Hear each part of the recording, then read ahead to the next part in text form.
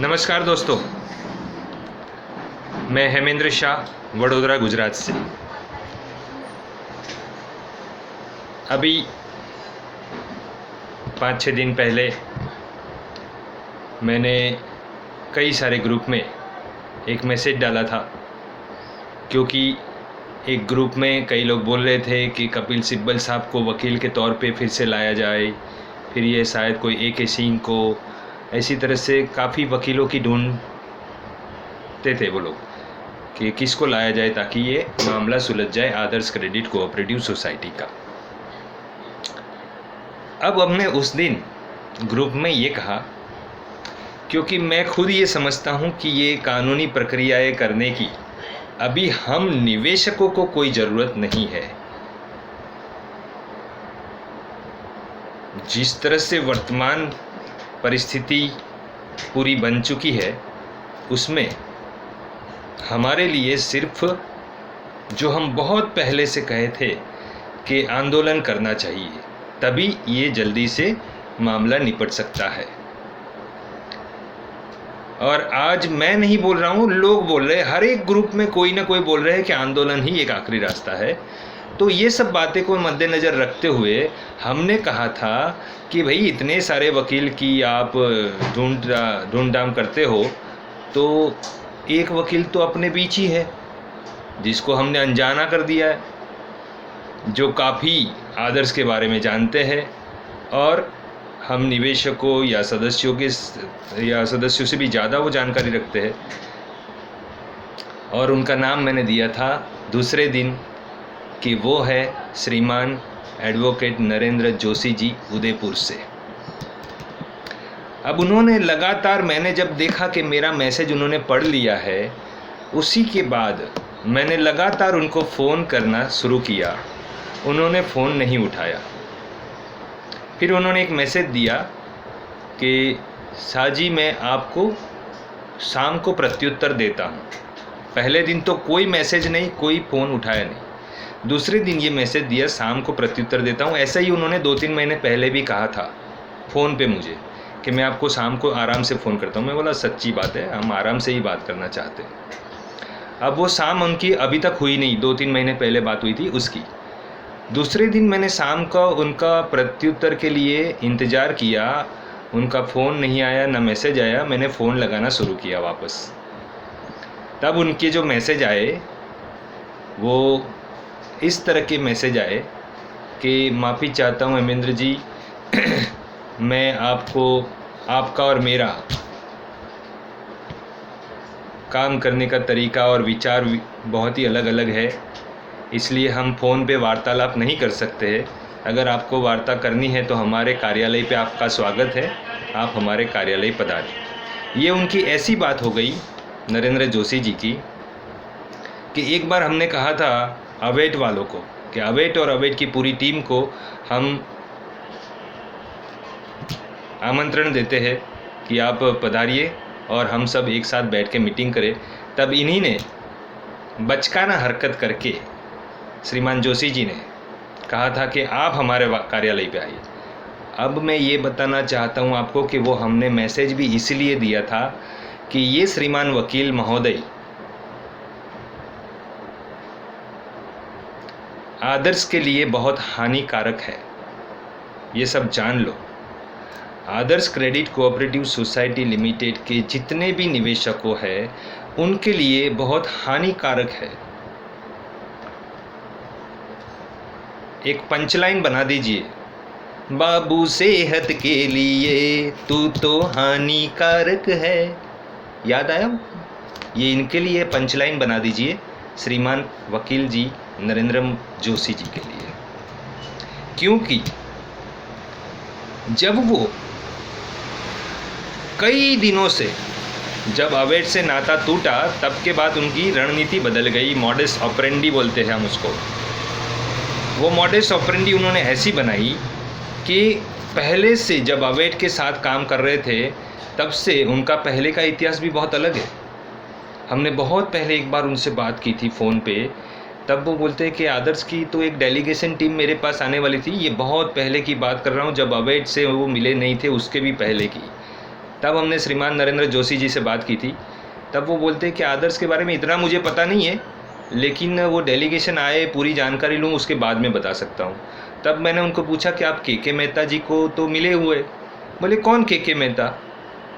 मतलब उस टाइम पे के मेहता उनको ऑलरेडी मिल चुके थे।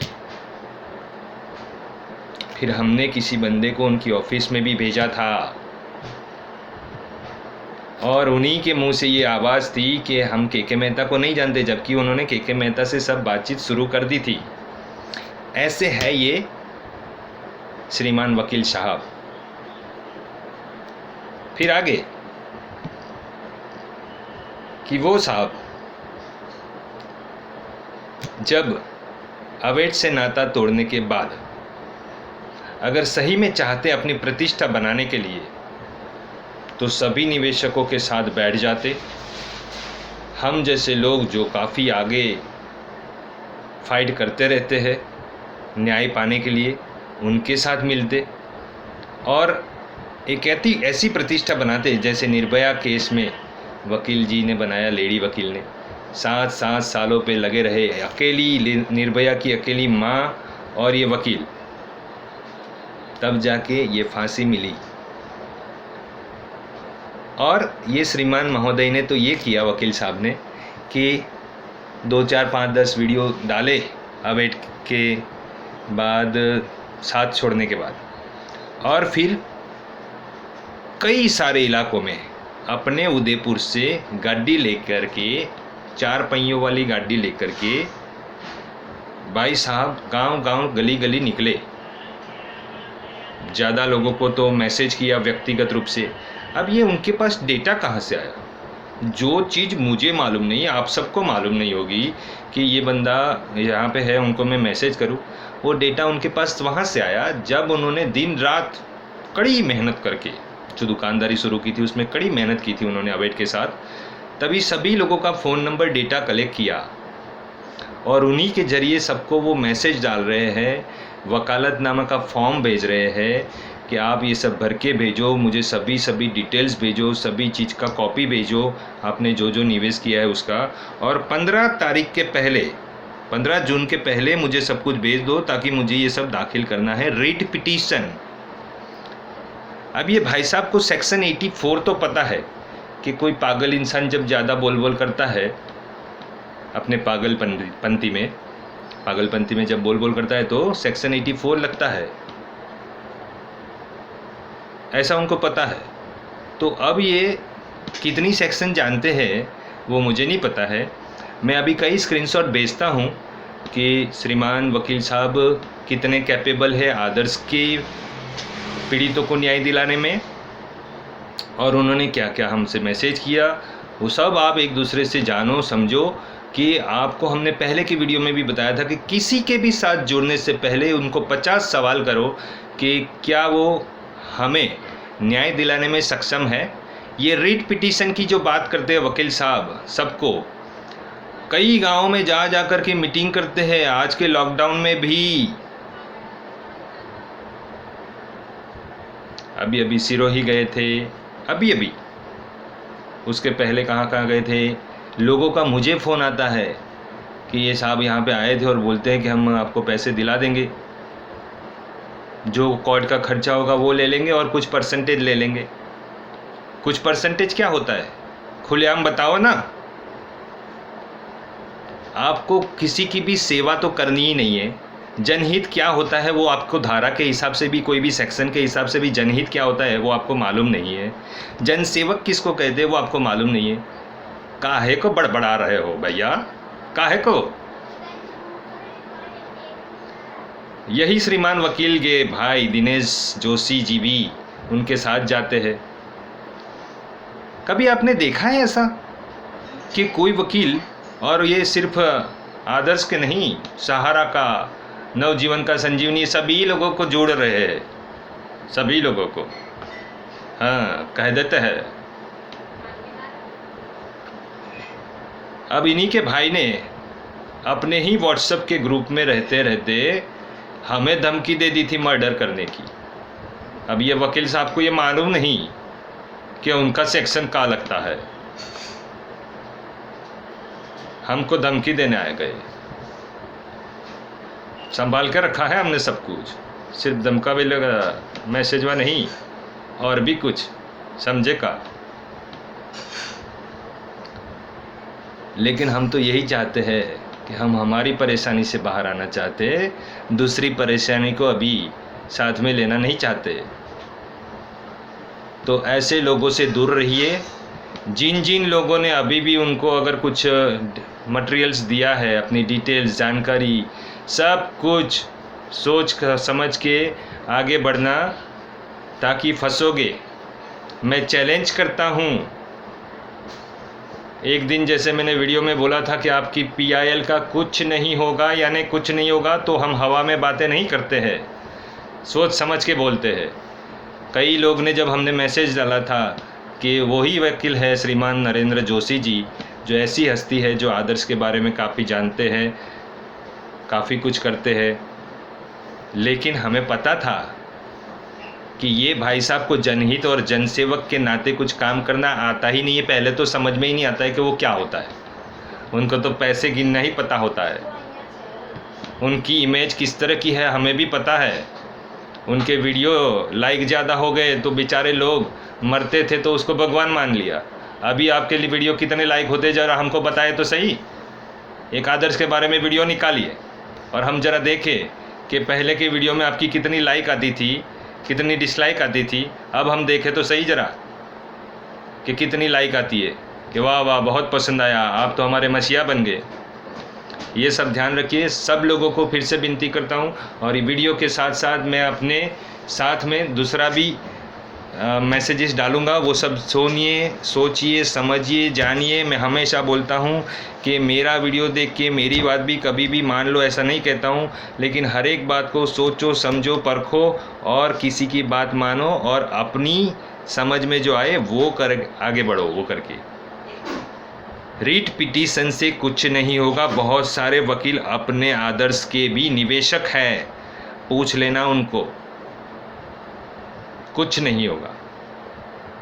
होगा तो सिर्फ आंदोलन से होगा, तो सिर्फ एकजुट होके सब कोई एक साथ काम करेंगे तब होगा। तो जो कानूनन कार्रवाई हुई है उसमें एक चीज़ कर सकते हैं, वो अभी मैं बोलूँगा नहीं, क्योंकि वो महाशय को पता लग जाएगा कि हम तो ये सब भी जानकारी रखते हैं।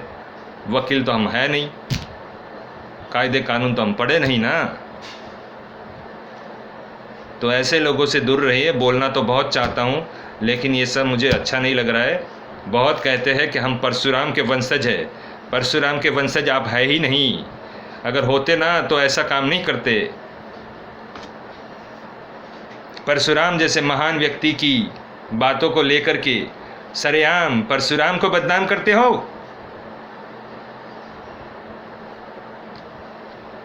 वीडियो में बात करते थे, क्या शर्म आनी चाहिए, शर्म। ऐसे लोग बहुत कम मिलेंगे जो आपको सच्चाई के सामने अगर किसी को बरगलाने की कोशिश करते हो, मरे हुए को मारने की कोशिश करते हो, जिनके पॉकेट में, जिनकी जेब में 25 पैसा चवन्नी भी बची हुई है, वो भी साले खींच लेते हो आप लोग। शर्म आनी चाहिए, शर्म। किसी भी भाई ने आदर्श के 21 लाख पीड़ित हो, या नवजीवन के हो, संजीवनी के हो, सहारा के हो, सब लोग ये जान लो कि अगर किसी ने ऐसा वकील श्रीमान देखा है जो गांव गांव गली गली भटकता है और लोगों को बोलता है मैं आपका केस लड़ूंगा, आपको जीत के दिखाऊंगा, आपको पैसा दिलाऊंगा। सबसे पहले बड़ी बात तो ये है कि आपको पैसा दिलाऊंगा, ये बोलता है। कैसे दिलाएगा? अरे उनको मिलने से अच्छा है सब लोग मुकेश मोदी जी को मिलो, वो पैसा दिला सकता है, उन पे भरोसा कर सकते हैं अभी भी। तो जय श्री कृष्ण, जय जिनेंद्र। ऐसे लोगों से दूर रहिए। ये बहुत ही सातिर इंसान लोग हैं जो कायदे कानून की आड़ में वो समझ बैठे हैं कि हमारा कोई बाल भी बाका नहीं कर सकता है। लेकिन जब समय आएगा ना, तब इनको पता चलेगा कि कितने सारे परशुराम आदर्श के पीड़ितों में अभी भी जीवित है। ध्यान रखिएगा सब लोग, ऐसे लोगों से बच के रहना, और कई लाइनें याद रखना। पूरे आदर्श पीड़ितों को मैं बोलता हूँ, ये श्रीमान वकील साहब से हटके, कि अपना हक पाने के लिए 2-4 लाइनें कभी याद रखा करो। वो सिकंदर ही कहलाता है, हारी बाजी को जीतना हमें आता है। तो इस तरह से हमें एक्टिव होके आगे बढ़ना है, तब जाके सब कुछ मिलेगा। फिर ऐसी कई बातें हैं जो याद रखा करो, और इस तरह से पॉजिटिव माइंड होकर के, इसको कहते हैं पॉजिटिव और नेगेटिव। कई हरामी के पिल्ले हैं जो अगर कुछ बात सही करो तो बोलते ये तो नेगेटिव है। तो ये लोग ध्यान में रखिए सब लोग। कई लोग बोलते हम साइलेंट रह करके बहुत कुछ करना चाहते हैं। क्या कर लिया साइलेंट रह करके आज तक? जो लोग भी ये बोलते हैं कि हम साइलेंट रह करके काम करना जानते, क्या कर लिया? 2 साल हो गए, क्या कर लिया? अगर उनका आकलन करने जाऊंगा ना वीडियो पे, तो आप लोग थक जाओगे, क्योंकि कभी सब लोग सोचते नहीं है कि परिस्थिति में क्या क्या हुआ, क्या किया, क्या नहीं किया, क्यों नहीं किया। ऐसी बातें हैं। सब लोग को चौकन्ना रहने की ज़रूरत है। किसी भी वकील को कुछ भी देने से पहले अपने ही ग्रुप के अंदर ये चीज़ साझा करो कि ये चीज़ हो रही है, क्या ये करना उचित है। सबको जानकारी दीजिए, पता चले। ये श्रीमान उदयपुर से जो वकील साहब आते हैं, वो लोग मुझे अकेले में फ़ोन करते कि साहब ऐसा करते, क्या करें? मैं बोला आप डिसाइड करो आपको क्या करना है, हम क्यों बताएं? हम तो इतना ही जानते हैं कि मैं नहीं कर सकता ऐसा काम, क्योंकि मुझे पता है कि ये रीट पिटीशन करने से हमें कोई फ़ायदा नहीं होने वाला है। वो तो उनकी PIL लगी थी तभी हमने देखा था कि हमें सुप्रीम कोर्ट में रीट पिटीशन लगानी है, लेकिन कुछ फ़ायदा होने वाला नहीं है। और वो बंदा एक बार सिखाता था कि FIR करने से कुछ नहीं होता है, तो आप FIR कर दो अगर करना ही है तो। मुफ्त में होती है FIR, उसमें पैसा नहीं लगता है। तो वो आपका एक बन गया केस कि आपने ये कंप्लेन लिखवाई थी कि आपका पैसा नहीं मिल रहा है, तो वो आपका बेस बन गया। रीट पिटीशन में भी इतना ही है कि इतना बन गया कि भाई आपका पैसा बाकी है, मिलना बाकी है मतलब। ठीक है, तो ये सब चीज़ें हैं। अगर उनको इतनी प्रतिबद्धता होती तो वो मेरे पास आते, मुझसे फ़ोन पे बात करते। वो फ़ोन पे भी बात नहीं किया, उनको एक ही बात आती है बोलने, बार बार अपनी पिपुड़ी बजा देते हैं। आपका स्वागत है, हमारी ऑफिस पे आना, हमारे कार्यालय पे आना। अरे हम स्वागत करते हैं ना, आओ ना भाई, काम तो हमारा है, आपको चाहिए तो आओ। आप जब गांव-गांव गली-गली घूमने जाते हो गड्डी लेकर के, तो यहाँ नहीं आ सकते? अरे यहाँ भी मत आओ। हम कहाँ ऐसा कहते, फोर्स नहीं करते। फ़ोन पे बात करें ना। आजकल तो ज़माना ऑनलाइन का हो गया। स्कूल में पढ़ाई ऑनलाइन होने लगी, क्लासेस में पढ़ाई ऑनलाइन होने लगी। ये तोमर साहब जैसे बड़े बड़े किंग खान भी ऑनलाइन आने लगे। नरेंद्र मोदी साहब भी प्रधानमंत्री होकर भी ऑनलाइन होके सबको बातचीत करते हैं। तो कम से कम वो तो करनी चाहिए। ऐसे लोग पड़े हुए हैं अपने यहाँ पे। और आदर्श के कई ग्रुप के अंदर आदर्श के सदस्य के सिवाय किसी को भी रखो मत, ये मेरी सबको विनती है। जो अपने घर का नहीं है, जो अपने देश का नहीं है, ऐसे आतंकवादी को अपने देश में नहीं रखते। उसी तरह से आदर्श के जितने भी ग्रुप बने हैं व्हाट्सएप पे, टेलीग्राम पे, उस ग्रुप के अंदर किसी भी आदर्श के सदस्य के सिवा आदर्श का सदस्य, कर्मचारी, निवेशक, उनके अलावा किसी को भी ग्रुप में रखिए मत। उनको निकाल के बाहर कर दो। ये अपने लिए एक ऐसे विलन बन के काम कर सकते हैं जो हमें बहुत ही नुकसान पहुंचाएंगे हमारे रास्ते में। वैसे भी वो लोग रोड़े बने हुए हैं, वो रोड़े को पहले से हटा दो।